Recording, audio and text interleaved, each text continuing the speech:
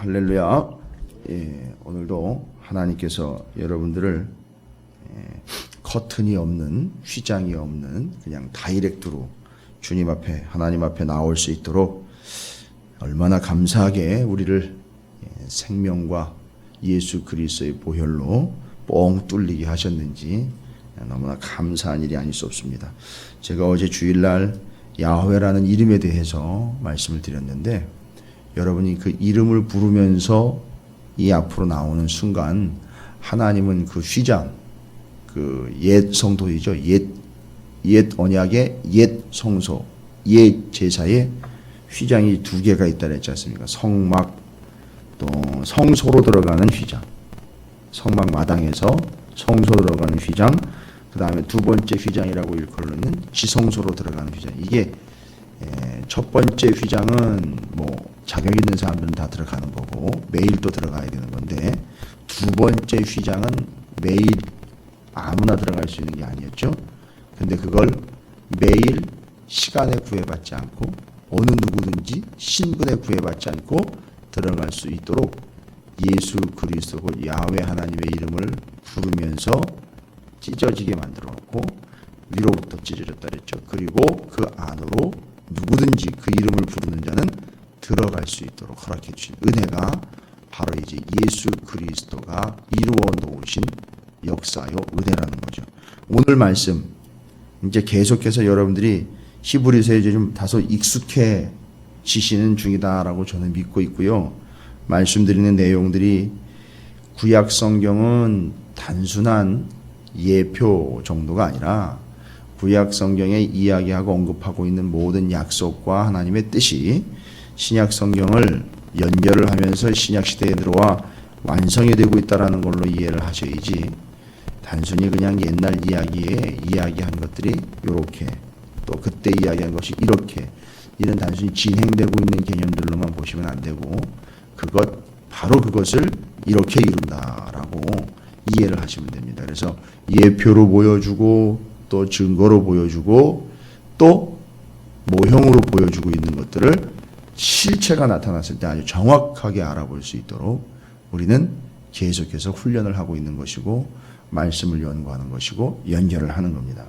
오늘 말씀은 특별히 제목을 좀 붙여보자면 길지 않은 본문이기 때문에 이 길지 않은 본문 안에도 명확한 진리가 하나가 들어가 있어요. 뭐냐 하면 하늘 지성소로 들어간 예수 그리스도에 대한 이야기예요.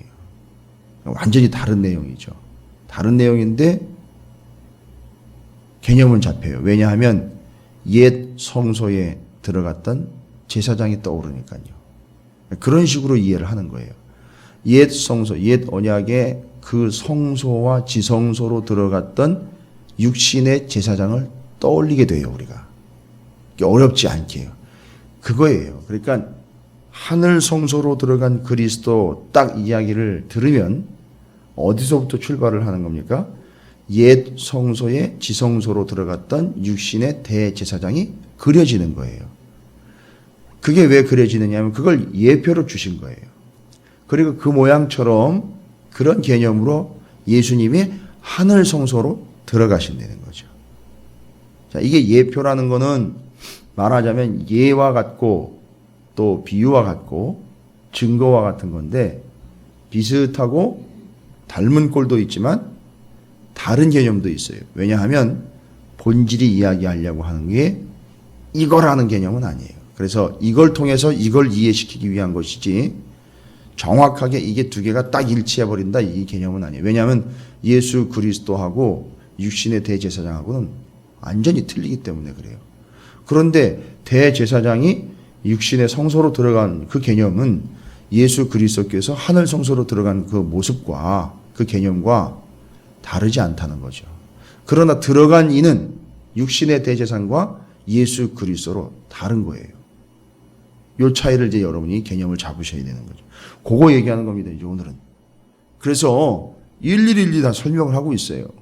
이 히브리서가 우리에게 주고 있는 큰 영적인 안목은 뭐냐면, 성경을 왜 공부를 해야 하고 왜 성경을 우리가 알고 있어야 하며 왜 성경을 굳이 그렇게 깊이 이해를 해야 하는지가 다 나와 있어요. 지금 이 히브리서를 기록한 그 사람은 그 깊이 이해하고 이미 많은 내용들을 알고 있는 구약 성경의 내용들을 예수 그리스도와 접목을 시키고 있는 거예요. 다 연결을 하고 있어요. 다 오직 예수 그리스도에게로 초점을 맞추고 있습니다. 그러니까 누가 이 시대에 만약에 이 히브리서를 기록한 사람들이 이 히브리서를 기록한 이게 설교예요. 거의 설교입니다. 가르침이고요. 그러니까 이걸 듣고 이걸 봤다면 아니 어떻게 그렇게 어거지로 끼워 맞추느냐고 이렇게 이야기했을 수도 있어요. 지금 다른 데는 내용이 나와 있지 않은데 여기서만 히브리서에서 유독 그렇게 제사, 제사장, 제물, 피를 누구랑 연결합니까? 예수 그리스도랑 연결을 하고 있어요. 어느 누구도 하지 않은 거를. 근데 어느 누구도 모른다라고 이야기할 수는 없고 아마 막연하게들 알고 있었던 개념들일 수 있어요. 아, 예수님 와가지고 그렇게 죽은 것? 이렇게 연결되는 거 아닌가 했는데 히브리서를 기록한 이 저자가 정확하게 정리를 다 해냈어요. 구약 성경의 모든 내용들을 예수 그리스도에게 집중을 시키면서 이것이 구속의 완성이고 이것이 제사의 완성이고 이것이 성소의 완성이고 이것이 희생제물의 완성이고 이렇게 다 정리를 해버렸단 말이죠. 그러니까 오늘도 이 땅의 성소를 들락날락 했던 육신의 제사장과 하늘 성소를 지금 온전하게 들어가 거기에 함께하고 계시는 대제사장인 예수 그리스도 이걸 비교를 하는 거예요. 그 둘을 딱 비교를 해놓고 하려고 하는 건 뭡니까? 궁극적으로는 유대인들에게 유대 그리스도인들에게 잘 봐라. 이미 육신의 성소로 육신으로 들고 왔다 갔다 했던 육신의 제사장 이에게 그 구원이 있는 게 아니라 하늘 성소 지금 영원히 단 한 번의 제사로 들어가 하나님과 함께하고 있는 그리고 그 보좌 우편에서 지금도 우리를 대신하여 간구하고 계시는 바로 이 영원한 대제사장이신 예수 그리스도가 답이지. 그래서 이 예수 그리스도를 쫓아야 되는 거지 이 예수 그리스도에게 의미가 있는 것이지 육신의 성소의 육신의 대제사장 이들을 따라가는 이것이 답이 아니라는 걸 얘기하려고 하는 거예요. 궁극적으로는. 그래서 계속 비교를 하고 있는 거예요. 계속. 이유는 제가 지난번에도 말씀드렸죠. 여러 번 말씀드렸어요. 이유는 다른 거 없어요. 자꾸 옛날로 돌아가려고 그러고 유대교의 제사법으로 돌아가려고 그러고 눈에 보여지는 육신의 제사장이나 육신의 성소 눈에 보이는 이 안목으로 볼 수 있는 것들을 더 확실하게 붙잡겠다라고 쉬워 보이는 거죠. 그걸 쫓아가는 거예요. 그러니까 눈에 자꾸 보이지 않으니까 믿기지 않는 거고 눈에 보이지 않으니까 자꾸 어려워지는 거고 눈에 보이지 않으니까 답답해하는 거예요. 눈에 보이지 않으니까 믿기 힘들어지는 거죠. 예수님이 그런 존재였던 거죠. 그래서 자꾸 눈에 보이는 걸로 돌아가는 거예요. 그래서 지금 성소, 성전, 눈에 보이는 제사장들로 자꾸 돌아가려고 율법으로 자꾸 돌아가려고 그러죠. 이게 유대 그리스도인들의 특징이었다는 거죠. 자, 그래서 오늘은 두 가지 개념으로 이야기를 합니다. 11, 12절과 13, 14절의 이야기하는 거예요. 11절과 12절을 다시 한번 읽어보면 그리스도께서는 장래 좋은 일의 대제사장으로 오사 손으로 짓지 아니한 것 곧 이 창조에 속하지 아니한 더 크고 온전한 장막으로 말미암아 하늘 성소 얘기하는 거죠. 장래의 좋은 일은 뭘까요? 이미 이 장래의 좋은 일은 예수님 오시기 전에 이야기했던 내용이에요. 장래의 좋은 일, 예수님이 오셔서 구원을 완성해내는 일을 이야기하는 거예요. 근데 그게 지금 주님이 오셔서 이루어진 거예요. 근데 여전히 그걸 감을 못 잡고 있는 사람들이 있다는 거예요. 12절에 염소와 송아지의 피로 하지 아니하고 오직 자기의 피로 영원한 속죄를 이루사 단번에 성소에 들어가셨느니라. 이제 개념 잡히실 거예요. 왜냐하면 육신의 육안으로 보이는 성소에서 육신의 제사장들이 육신으로 가지고 있는 그 고기 덩어리를 잡아서 피를 흘려 죽였던 그리고 드렸던 그 제사가 딱 떠오르는 거예요. 그 개념을 도입을 하는 겁니다. 그리고 반대로 그런 개념이긴 한데 의미는 완전히 달라버린 예수 그리스도께서 하늘 성소로 들어가 어떻게 하셨죠? 단번에 성소에 들어가셨느니라 하고 사람 제사장이 염소와 황소 또 암송아지의 죄를 부어 뿌려가지고 육신을 정결하게 하는 것과는 달리 어떻게 했습니까? 12절에 예수님은 자기의 피로 영원한 속죄를 이루신 거예요. 완벽하게 틀린 게 뭐냐 하면 개념은 그려지는데 하늘 성소로 들어가신 예수 그리스도가 완전히 이 육안으로 보였던 그 성소와 제사장들과 차이는 뭐냐 하면 중요한 차이죠. 염소, 송아지, 또 제물, 육축들을 죽여서 그 피를 육신의 제사장이 뿌리고 재를 또 뿌리고 이런 눈으로 보여줬던 모습들을 통해서 보면 육신의 제사장이 고깃덩어리 짐승들을 제물로 그 피를 바쳤단 말이죠. 그런데 하늘 성소로 들어간 예수님은 어떻게 제물을 바쳤느냐 하면 그런 육신의 제물들이 아닌 자신의 피를 제물로 바친 거예요. 그래서 자신의 피는요, 예수의 생명이죠. 그리고 그건 구원이죠. 그래서 그것이 완벽하게 차이가 나는 거라는 거예요. 그래서 개념상은 이해가 되는데 두 개가 비슷하다 여겨지는데 완전히 개념이 달라지는 거예요. 결론은 예수님은 누구 어떤 다른 제물을 끌어다가 대신 죽인 게 아니라 자기가 죽었다는 거예요. 자기가 제물이 되었고 그리고 또 자기가 대제사장 신분으로 역할을 감당을 했고 자기가 구주가 된 거예요. 이게 차이라는 거예요. 이게 아주 완벽하고 온전한 제사가 됐다는 거죠. 불완전한 제사 쫓지 말고 완전한 제사를 따라가라. 그게 11절 12절입니다. 그래서 옛 언약의 대제사장이 성막 육신의 제사장이 매년 한 차례 동물의 피로 지성소에 들어갔다면 여러분이 다 이해되실 거예요. 새 언약의 대제사장은 영원히 한 번만 단 한 번 자신의 피로 하늘 지성소에 들어가신 거예요.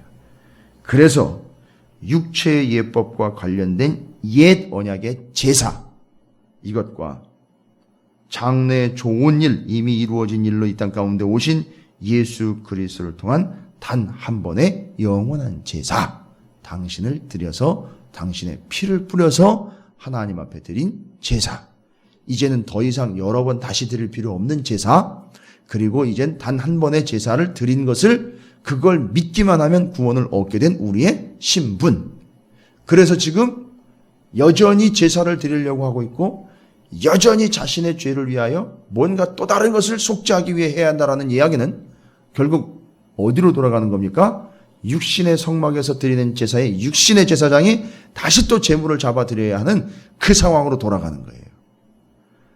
그러나 예수 그리스도는 단 한 번에 당신의 피를 뿌려서 영원한 죄를 사하여 주신 그 은혜, 그 구원을 우리는 믿기만 하면 구원을 얻는데 의심하며 또 의심하며 또 이게 구원을 받은 건가 또 내가 용서를 받은 건가 이럴 때마다 어떤 일이 발생되는 거죠? 예수를 계속해서 죽이는 거예요. 그 육신의 장막에서 제물을 그때마다 드려야 되는 것처럼 죄를 지을 때마다 드려야 되는 것처럼 계속해서 잡아 죽이는 것처럼 예수 그리스도를 의심하는 자 또 죄가 속죄함 받았다는 걸 의심하는 자들은 계속해서 예수를 죽이는 것과 같다는 거예요. 그게 어디서 나왔느냐 하면 바로 여기서 나온 거예요.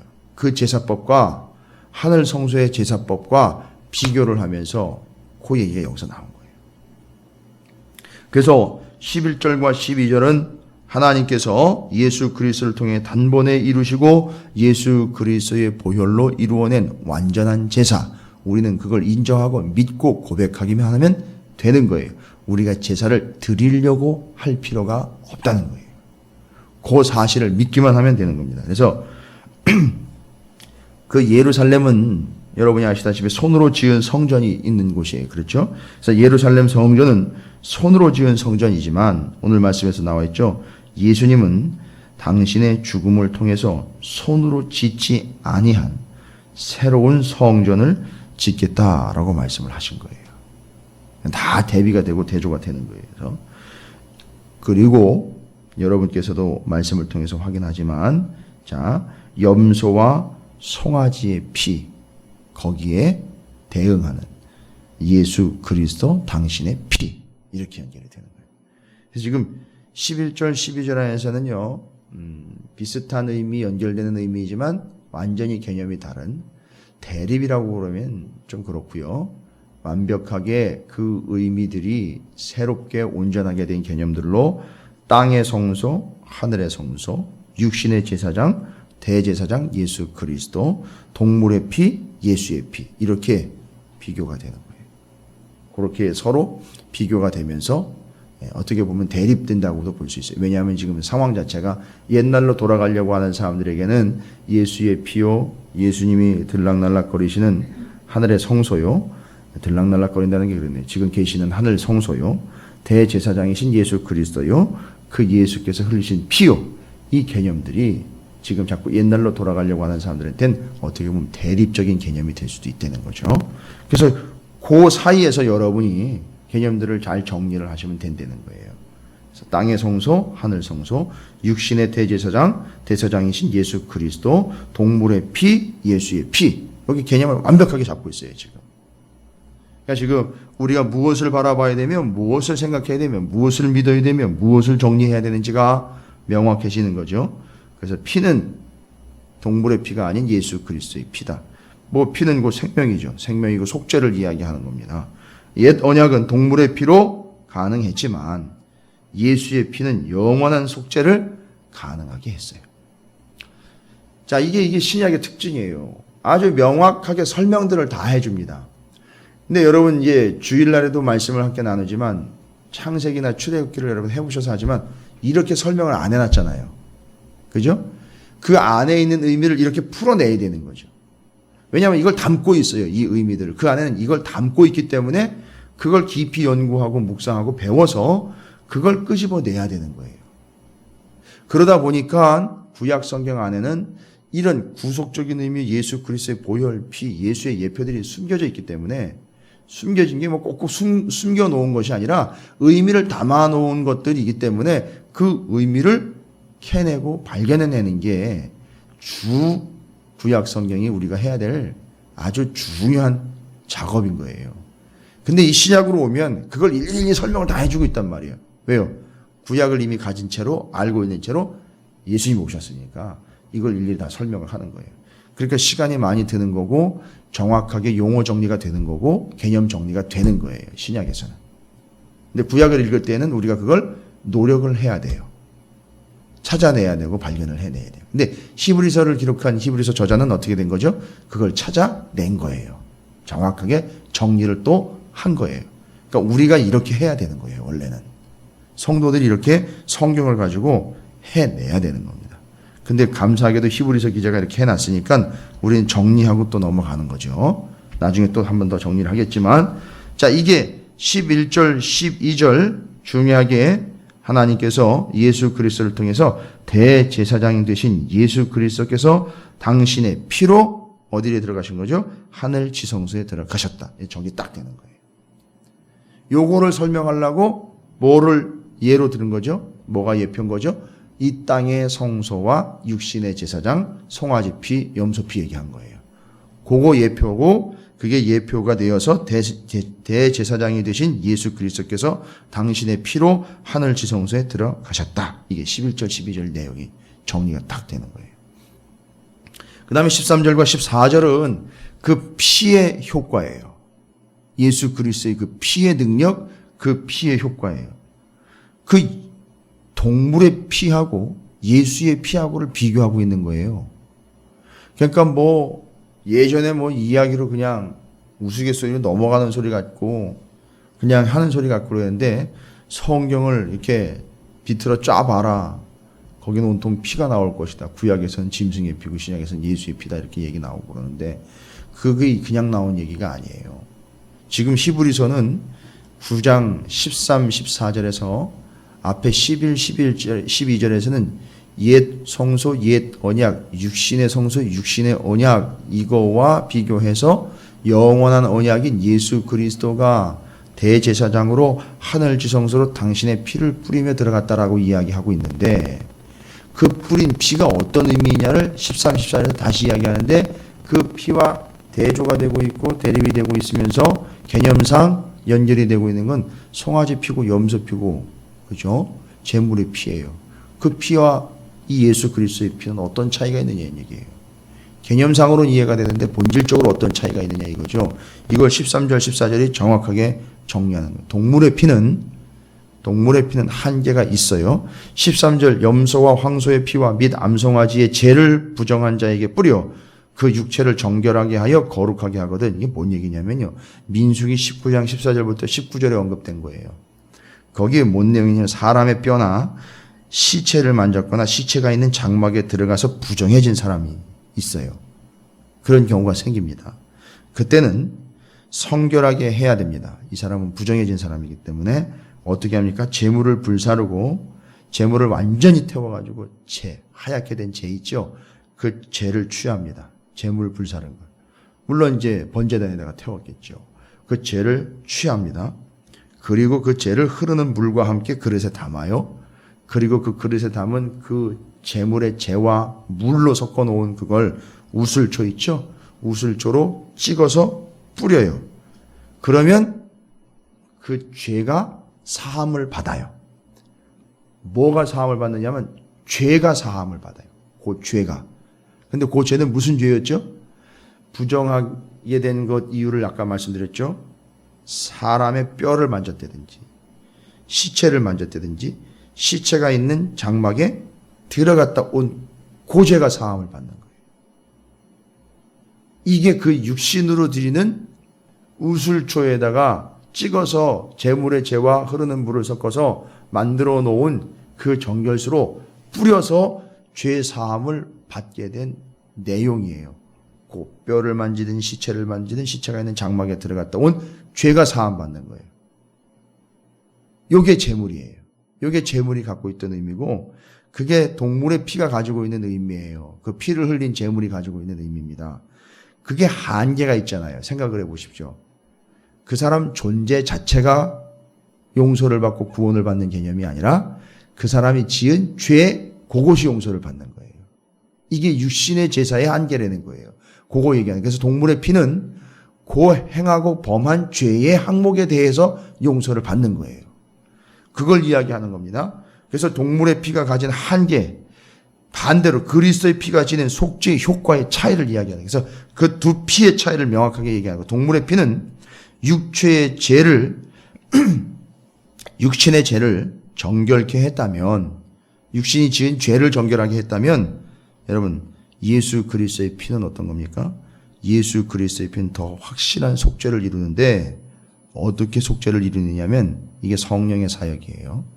어떻게 이 속죄를 이룹니까? 예수 그리스도의 피는 여러분 뒤에도 나와 있습니다만 뒤에 그 14절에 하물며 영원하신 성령으로 말미암아 흠이 없는 자기를 하나님께 드린 그리스도의 피 나오죠. 어찌 너희 양심을 죽은 행실에서 깨끗하게 하고 살아계신 하나님을 섬기게 하지 못하겠느냐. 그 피는 그렇게 할 수 있다는 거죠. 어떻게 해요? 양심을 죽은 행실에서 깨끗하게 하고 양심을 깨끗하게 하고 존재 자체를 어떻게 한다는 거죠? 깨끗하게 한다는 거예요. 이게 이 사람을 구원 얻는 존재로 만들어 단 한 번의 제사로 구원을 얻게 하는 피가 된다는 거죠. 그래서 요거 얘기하는 거예요. 그래서 육신의 죄를 범한 구약의 옛 언약의 동물의 피는 그 지은 죄의 항목을 사함을 받게 해줍니다. 그러나 예수 그리스도의 피는 어떻게 된다고요? 전 존재를 완전히 변화시키는 거고 전 존재 자체 양심까지 온전하게 하는 효과가 있다는 거예요. 그래서 한 번으로 끝나는 거예요. 예수 그리스도를 한 번 영접하고 한 번 제대로 믿음으로 고백함으로 예수를 구주로 영접하면 그걸로 되는 거예요. 또 의심해 또 영접해야 되고 또 영접해야 되고 개념이 아니에요. 그건 마치 제사를 또 드릴 때에 내가 지은 죄 그 항목에 한해서만 죄를 지은 것 그거 사함받고 또 다른 죄를 지으면 또 짐승을 잡고 또 다른 죄 지으면 또 짐승 잡고 이렇게 하는 것과 맞아떨어지는 개념이 아니라는 거예요. 예수님을 믿는 거는 그렇게 매번 제사를 드려야 되는 게 아니라 단 한 번의 제사로 죄의 항목이 용서받은 개념이 아니라 아예 죄인이 용서를 받은 거예요. 이 죄인의 존재가 용서를 받은 거예요. 그래서 어떻게까지요? 양심에까지 이렇게 용서를 받은 거예요. 온전케 되는 걸 얘기하는 거예요. 그래서 그 피의 의미를 설명을 해주고 있는 거예요. 그래서 여러분께서 이야기하는 것처럼 여러분께서 말씀을 이해하고 있는 것처럼 육체의 죄와 행실의 속죄를 옛 언약의 희생의 제사가 감당을 합니다. 죽은 행실을 일삼는 양심을 깨끗하게 하는 것은 그 옛날 제사법이 하는 게 아니라 예수 그리스도께서 흘리신 피를 통해서 온전한 제사, 단 한 번의 제사로 이룬다는 걸. 그게 곧 구원이라는 사실이에요. 이게 온전한 구원의 의미입니다. 옛날 제사를 생각하면 죄를 지니고 있는 채로 간다면 죽음이에요. 그죠? 그러면 해결 방법은 뭐냐 하면 그 죄를 해결을 하는 거예요. 그렇죠? 그러면 그 죄 지은 항목에 알맞는 제사법으로 제사를 드립니다. 그러면 그 죄에 대한 내용은 정리가 돼요. 그렇죠? 그러나 여전히 이 사람은 의롭다 칭함받을 수 없는 상태예요. 잘 생각을 하셔야 됩니다. 여전히 죄인이지만 그 지은 죄에서만큼은 용서를 받은 건데 용서받고 난 다음도 이 사람의 실체는 뭐예요? 죄인인 거예요. 그런데 예수 그리스도의 보혈로 인하여 우리가 죄 사함을 받았다라는 것은 그 존재 자체가 사함을 받았다는 거예요. 그래서 그 사람을 어떻게 칭할 수 있습니까? 의롭다 칭할 수 있게 되는 거예요. 그리고 이 사람은 어떻게 됩니까? 이제 결론이에요. 아주 중요한 결론입니다. 구약의 제사는 매번 제사를 드리면 죄를 지을 때마다 가서 뭐 하면 되죠? 제사를 드리면 됩니다. 그러나 신약의 예수 그리스도의 피로 제사를 드려서 온전케 된 사람은 어떻게 될까요? 죄를 짓지 않게 된다는 거예요. 이게 결론인 거예요. 그 참 피의 의미를 안다면 여기까지 가는 거예요. 제대로 예수의 피가 내게 능력이 있다면, 효험이 있다면 단순히 죄 하나 진 걸 가지고선 예수님의 이름으로 회개하고 용서를 받고 그러면 그 죄는 사함받고 끝나는, 이건 옛날 제사의 의미예요. 그러니까 우리는 지금 예수를 어떻게 믿고 있느냐 하면 내가 지은 죄에 대해서, 이런 항목적인 음란한 죄에 대해서, 정욕적인 죄에 대해서, 재물의 죄에 대해서, 다른 사람과의 관계에서 범한 죄에 대해서 그 항목에 대해서 용서함을 받기 위해서 예수를 끌어당긴다면 이건 옛날인 거예요. 이거는 여전인 거예요. 그러나 진정한 예수 그리스도의 제사와 피가 내게 효험이 있다면, 그것이 의미가 있고 내가 그걸 받아들이는 존재라면 나는 이제 양심상도 온전히 된 존재이기 때문에 죄를 짓지 않게 된다는 거예요. 이건 완전히 달라진 개념이에요. 그래서 그리스도의 피가 여기까지 이르는 거죠. 완성이 되는 거예요. 그래서 제가 구구절절히 여러 가지 배경적인 설명을 드렸는데 결론은 여기까지 오는 거예요. 여기에서 완성이 되는 거예요. 그래서 예수를 온전히 받아들인 자들은 죄의 유혹을 어떻게 되는 거죠? 이길 수 있는 거예요. 예수의 이름으로, 예수의 피로 이겨내는 거예요. 그게 우리예요. 그래서 그걸 잊지 말라고 어떻게 하셔요 또? 성소, 지성소의 휘장을 예수 그리스도께서 돌아가시면서 찢어놓고 그렇게 들락날락 아버지 앞으로 자유롭게 나아올 수 있도록 우리가 예수님과 같은 신분이 된 거예요. 그래서 예수님이 우리의 맏형이 되신 거예요. 그런 의미에서. 그래서 우리의 삶은 죄를 짓고 난 다음에 와가지고는 죄송합니다 하나님, 예수의 이름으로 용서해 주십시오. 예수의 피로 사함 받기를 원합니다. 그럼 달랑코 죄의 항목 하나만 가져와가지고 또 용서받고, 다음번에 또 다른 죄를 지면 그거 가지고 또 용서받고. 여러분 보세요. 예수를 믿는다고 하지만 곧 예수를 어떻게 사용하고 있는 거예요? 송아지처럼 사용하고 있는 거예요. 예수의 피를 염소피처럼 사용하고 있는 거예요. 우리 이 수준에 머무르면 안 된다는 거죠. 그 존재 자체를 사함하기 위해서, 그 존재 자체를 용서하기 위해서, 그 존재 자체를 온전케 하기 위해서 예수는 단 한 번의 피로 그냥 그의 양심과 전 존재를 사함을 받게 하셨다는 얘기예요. 그걸 우리가 명확하게 알고 깨닫는다면, 믿는다면 우리는 죄의 유혹이 올 때마다 이겨낼 수 있는 거예요. 내 능력이 아니라 그 복음과 생명과 그 의미가 죄를 이기는 거예요. 이게 우리의 삶입니다. 이게 예수의 피의 의미예요. 그래서 11절부터 14절까지가 그거를 얘기하고 설명하려고 이야기하는 겁니다. 14절이 하물며 영원하신 성령으로 말미암아 흠없는 자기를 하나님께 드린 그리스도의 피가 어찌 너희 양심을 죽은 행실에서 깨끗하게 하고 살아계신 하나님을 섬기게 하지 못하겠느냐. 뒤에 나와 있어요. 그 보혈의 궁극적인 지향점이 어디냐? 단순히 내 죄가 사함받고 내 존재 자체가 깨끗해지는 온전한 존재가 되어 나만 잘 되면 되지의 개념이 아니라 결국 14절 맨 뒤에 뭐라고 얘기하고 있어요? 그 상태로 세상을 섬기는 게 아니라 하나님을 섬기게 하기 위함이라는 거예요. 할렐루야. 누가 섬기러 들어갑니까? 하나님을 섬기러? 제사장들이 들어가잖아요. 이제 우리가 예수 그리스도의 피로 온전하게 된 우리가 어떻게 됐어요? 찢어진 휘장 통과하여 여기서 교회에서 하나님을 온전히 섬기는 거예요. 이 의미예요.